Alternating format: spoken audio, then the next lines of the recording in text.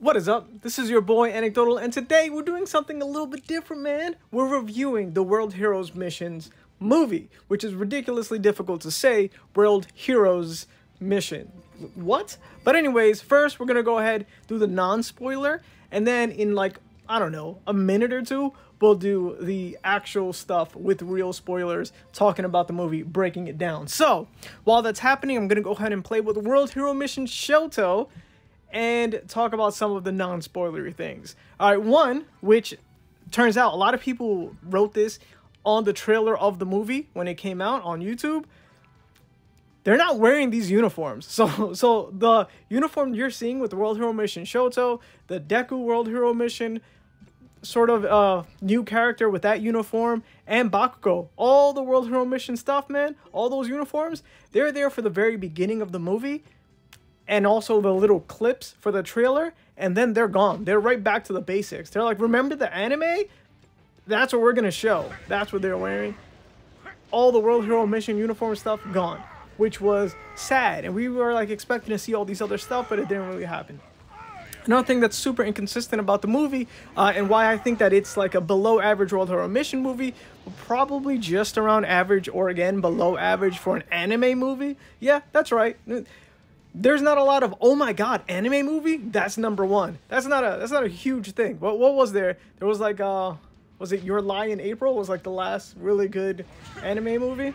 But yeah, this one right here, super inconsistent. They had like a macro or big picture sort of plot device and a micro one, just like a super in detailed small picture of what was going on, and they could not balance the two. It was just not happening. There was like this really big problem, which was way more interesting, and then a sort of small introspective look on how it affects nobodies, and it was like, no one cares. It wasn't really a big deal. There was also a huge fluctuation of power for Deku. So if you didn't know, obviously the main protagonist, right, the main character was Deku, and a new character that's introduced that is somewhat interesting, but it was a forced interesting kind of thing. They just focused way too much on him, and he was useless. Actually, he's one of the cards. It's Rhodey. If you didn't know, he was basically, based on his appearance, you can kind of tell everything about him. There were patches, which is what I nicknamed him in my head, to just kind of show that he was not good economically. My dude was poor. So there you go, man. And then Pino, his little bird thing, that was, is this a spoiler? No, not really, because it doesn't answer anything. That's his quirk, was his little bird. You're probably thinking, what, is this gonna be something crazy? Yeah, nope, not at all. So that's pretty much it, man. A non-spoiler review on why the movie just wasn't that great, was kind of below average to average. Well, the good part is it was World Hero Mission, it was My Hero Academia characters, and they're already cool, and their powers are interesting, and for the most part their personalities are pretty nice. The bad thing is they were not utilized the way they usually are in the TV series. Deku is not at all maturing, sort of like how Naruto and in Naruto Shippuden, when you compare like the beginning to the end, you can see growth. Yeah, man, that didn't happen. This movie, he regressed all the way back to super naive Deku. He still did the always kind of Naruto version of, I'm going to be Hokage, but here, I'm going to be the best hero. I'm going to be All Might. Yeah, but super naive. Every time something was like, what? You're actually not the best, most pure person in the world? Like all of my ideals? It's like, yeah, obviously not, dude. Look at all of these red flags. You didn't see any of them at all? Like, nah, I only see the good in people. Really? He's robbing her. But it's like, nah, I don't know, man. Probably a good reason for everything. But yeah, his naivete, right? He was just so naive to like the ultimate extreme. He was the super good boy, and it made no sense. Also, he was basically super buffed as a character. He just knew all the Black Whip stuff that we're seeing in the skills for World Hero Mission Deku in this game. He mastered. He was just like a pro. But out of nowhere, he would just be depowered when he has to face someone that's not of any sort of caliber. It's like, what? Suddenly you're struggling? It's kind of like how Dragon Ball Z, Goku is suddenly fighting someone way beneath his power level, so he'll just bring his power level all the way down so he could like fight and enjoy the new techniques that he's seeing. Except for with Deku, he's like a nobody.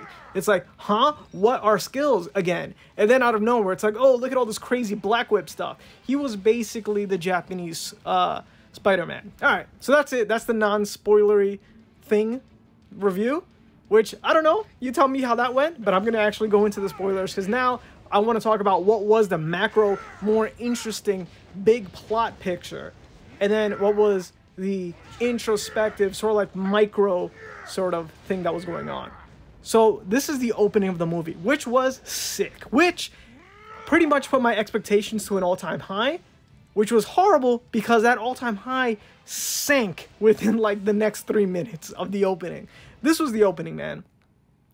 You thought that this was My Hero Academia? Nah, we're bringing it. We are mature, stained My Hero Academia in this movie. It said, you know what, man?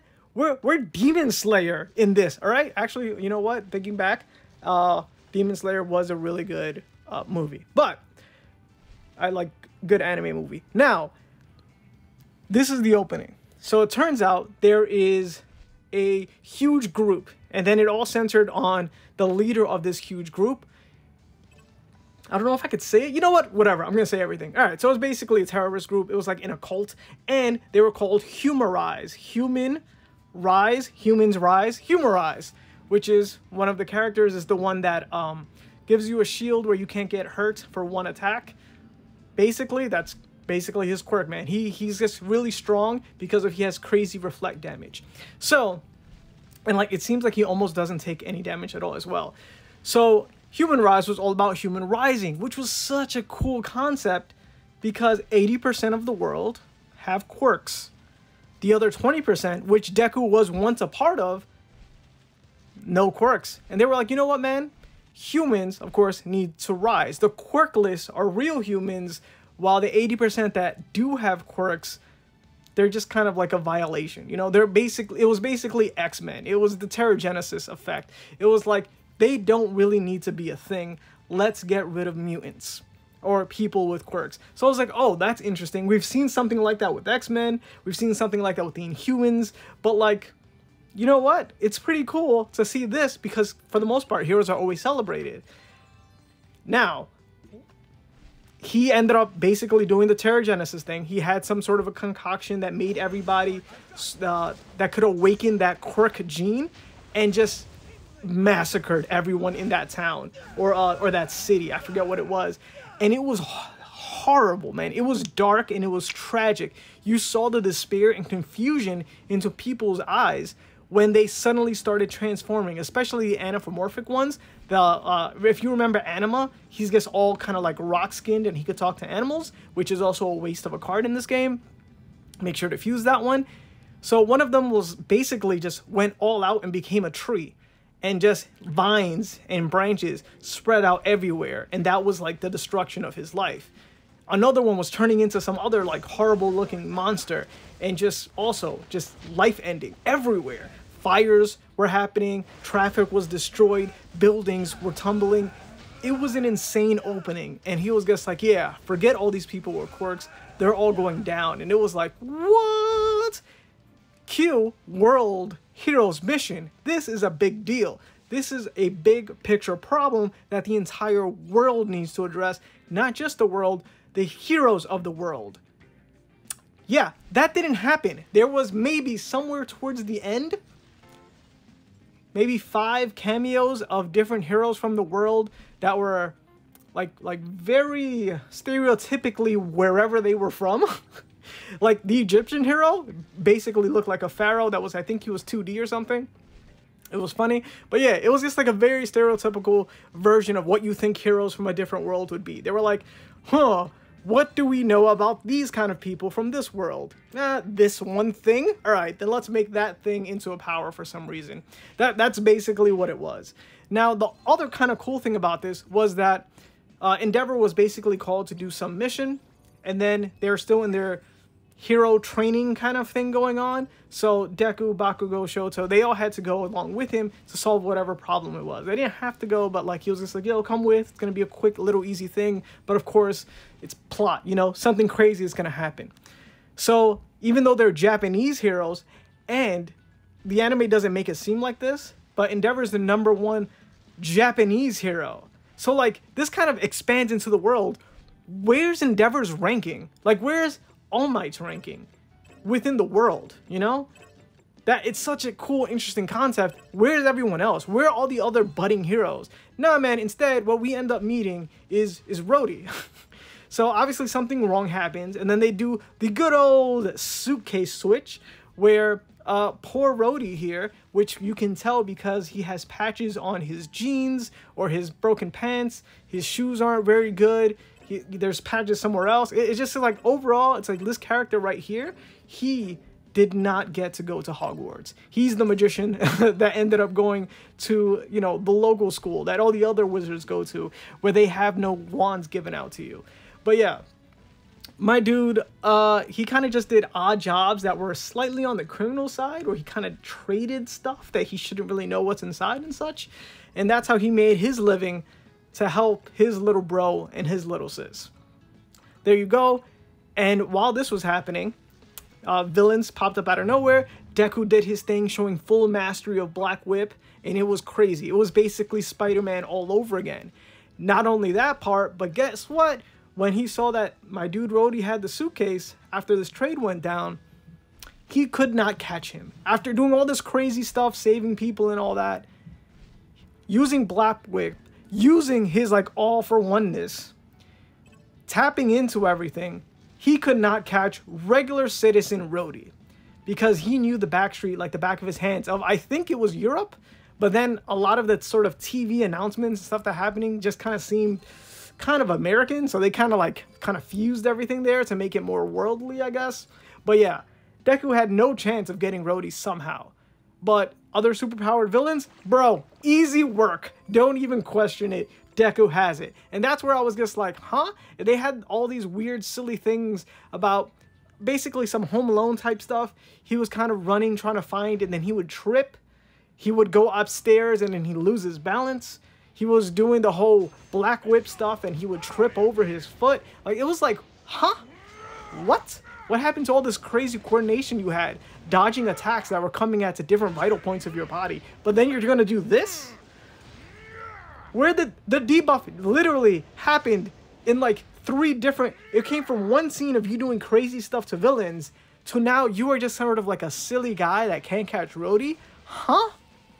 So yeah, it was supposed to show how Rhodey is like street smart, you know? How you can't just underestimate him because he has no quirk, but he was always the damsel in distress. So it was like, huh, what's going on there, huh? Really tough thing to balance, isn't it? So that kind of shook me the wrong way there. Then, obviously, he kind of like goes like, hey, you're not a hero from here.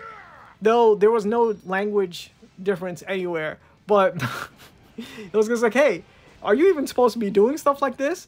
It's like, you're not in the right jurisdiction. What are you doing? I'm going to call the cops on you because you're doing something you're not supposed to. You're just a power-hungry hero. And I was like, that's interesting because that's never been something that's been brought up. Along with the world rankings for heroes, that's also pretty cool. I wonder who else is out there. Who are the other #1s of different countries?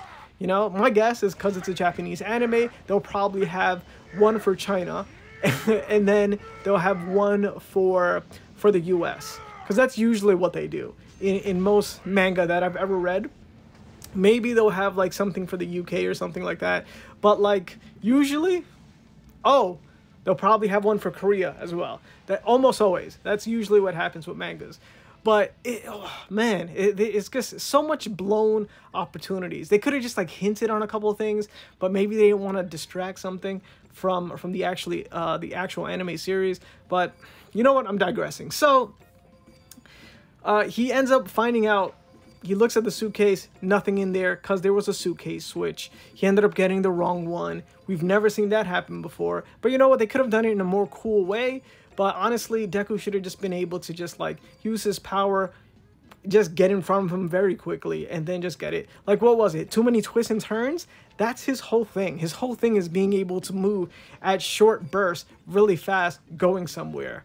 Like, it really just irked me, man. It really did. So, after that, man, they end up being wanted. Going right back to the whole Spider-Man thing, him swinging everywhere with Black Whip, turns out it was some No Way Home type stuff where he is now framed as a villain. And then we go back to the macro thing, pretty cool. Guess what?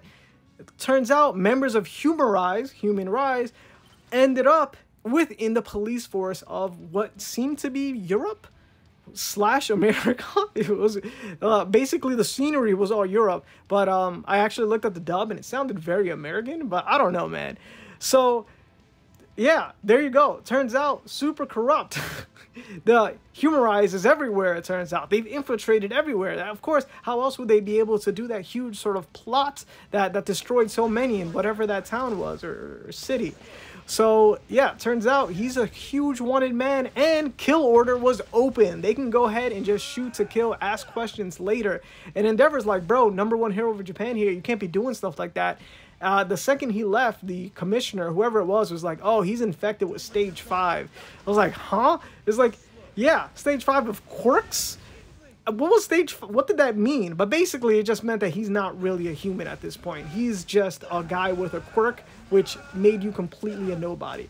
And then they even went further. So there were all these super cool big picture stuff where, well, they had a traditional elf archer, you know, wearing green, had a hoodie, use arrows, really cool archer. That's Barrows. Pretty good card in the game.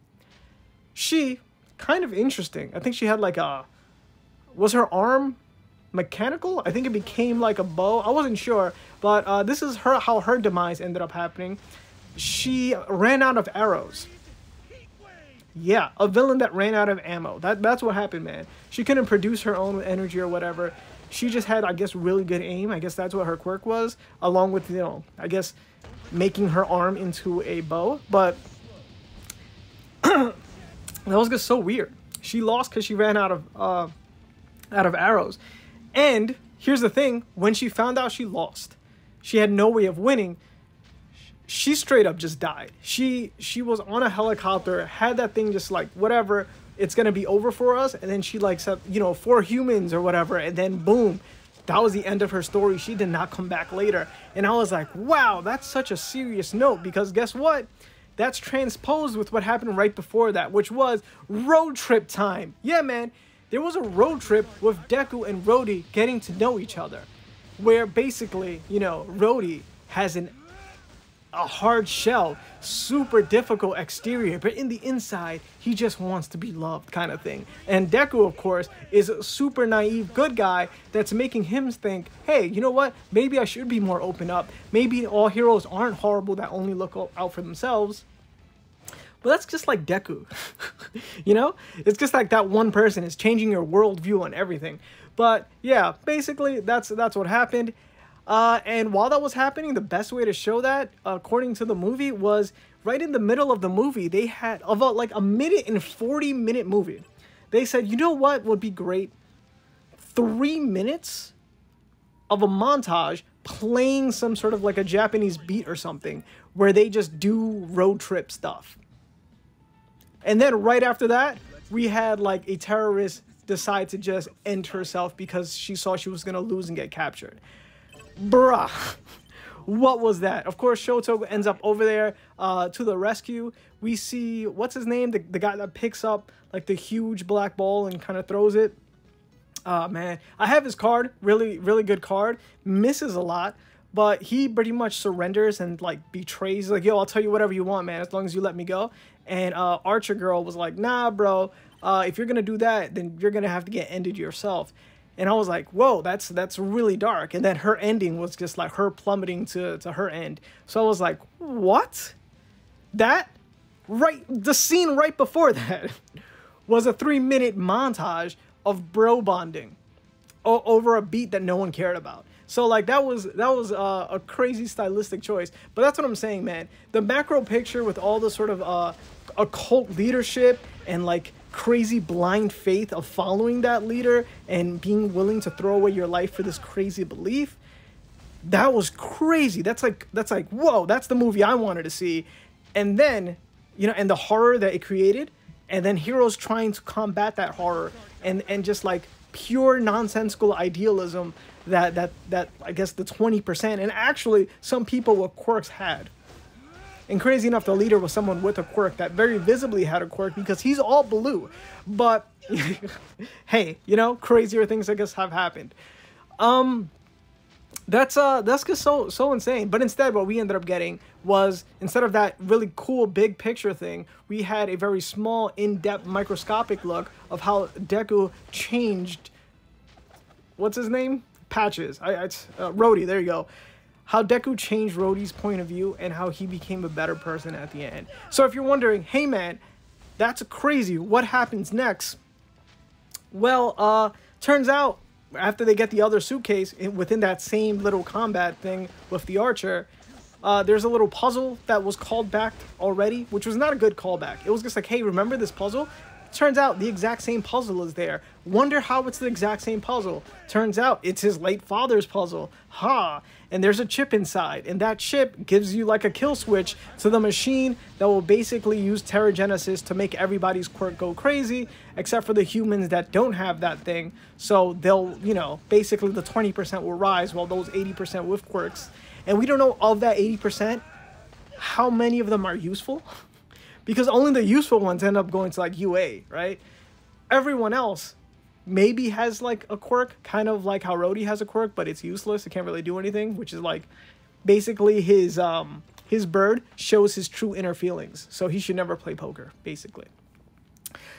But yeah, so, you know, it was his father. Not a huge twist because of what they showed before. It was almost like exclusively there just for that kind of a weak payoff. But they went ahead and they went to go attack the base because they need to go ahead and put the chip in. And that way they can destroy all those plans. Turns out that we are now in a completely different anime. We're in a third anime. It's not a huge sort of like evil terrorism kind of plot thing. It's not a buddy cop sort of getting to know each other kind of movie. Instead, it's all action-packed Dragon Ball Z time. So I gotta say, all the fights isolated, pretty cool. Except for this ending, because it was Dragon Ball Z. So if you don't know, the way Dragon Ball Z works is if you yell louder, you get a power buff. So you get a boost of power, and that's what happened, man. And I gotta say, a lot of the animation was still cool. The things they did with Shoto and the ice and the fire, all of that was cool. The thing with Bakugo, they just kind of made the fire like explosiveness more explosive-y, so that one wasn't as great. And then Deku, basically, he just kept trying, you know, until he tried so hard that it worked. So there wasn't any sort of cool strategy. They just kind of yelled and kept going, and that's what made it work. Also, I don't remember if it was Shoto or Bakugo, but they both had such a large amount of blood loss that they should have died. they should have been ended. Their opponent beat them to the point where they lost, and they were like out of nowhere just super graphic with the amount of red stuff that was oozing out. And I was like, yo, what? But nah, he's still alive, and then he wins, and then he just kind of walks away like that battle was nothing. But I gotta say, it was really cool. The animation was great. It's just that it was totally nonsensical. It was a whole lot of like Dragon Ball Z yelling, and it was kind of pointless. And in the end, so was Rhodey. So the dude that has crazy reflect damage, you want to know what beats reflect damage? Higher damage, so it doesn't even reflect. That was the answer for Deku. Could have had so many cool ideas, but nope, that's what they went with, man. It's just dumb. Just straight dumb. And then it ended with Rhodey just saying goodbye to them at an airport. Yeah, man. So the more I explain why it was bad, the more I want to give it a lower rating. But let's go ahead. Like 1 out of 10. What would I give it?